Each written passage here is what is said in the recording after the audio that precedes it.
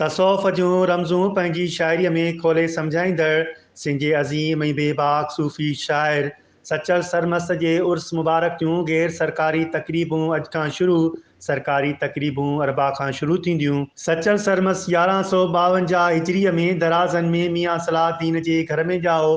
संदसि छठीअ जो नालो अब्दुल वहाब रखियो वियो, पर अॻिते हली हू हंधे माॻे सचल जे नाव सां मशहूरु थियो। सचल सरमस्त खे शाइरी विरसे में मिली छो त संदसि ॾाॾो मियां मोहम्मद हाफ़िज़ उर्फ़ साहिब ॾिनो शाइर हो ऐं कलोड़नि वटि वॾे उहिदे ते फ़ाइज़ हो। सचल सरमस्त शुरूअ में क़ुरान शरीफ़ हाफ़िज़ अब्दुल्ला वटि पढ़ियो। फ़ारसी अरबीअ में तालीम पंहिंजे चाचे अब्दुल हक़ वटां हासिलु कयईं। तसौफ़ जी हक़ीक़त खां वाक़ुफ़ु पंहिंजे चाचे वटां थियो, जेको संदसि रूहानी रहबर हो। सचल सरमस्त नंढे हूंदे खां ई यगानो हो।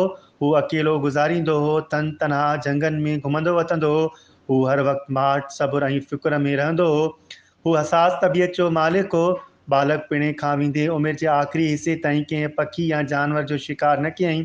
सचल सरमस्त पंहिंजी शख़्सियत में सादो हो। जवानी वारनि ॾियारनि में निमाज़ जो पाबंद हो, विर्द ऐं वज़ीफ़नि में मशग़ूल रहंदो हो। पर पोइ जॾहिं 50 साल जी ॼमार खे पहुतो त मौज मस्ती में रहंदो हो।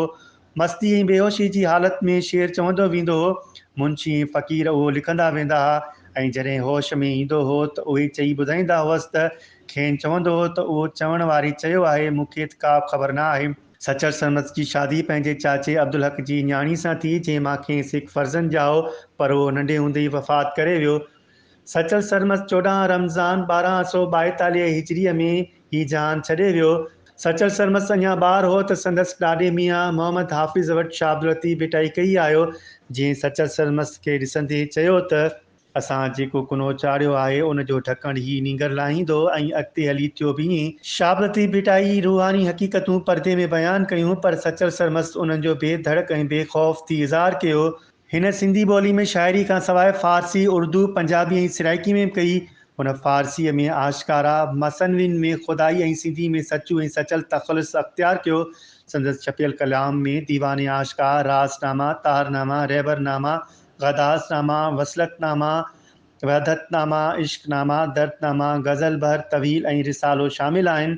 सचल सरमस्त जो कलाम दर्द जो हिकु दरियाउ आहे।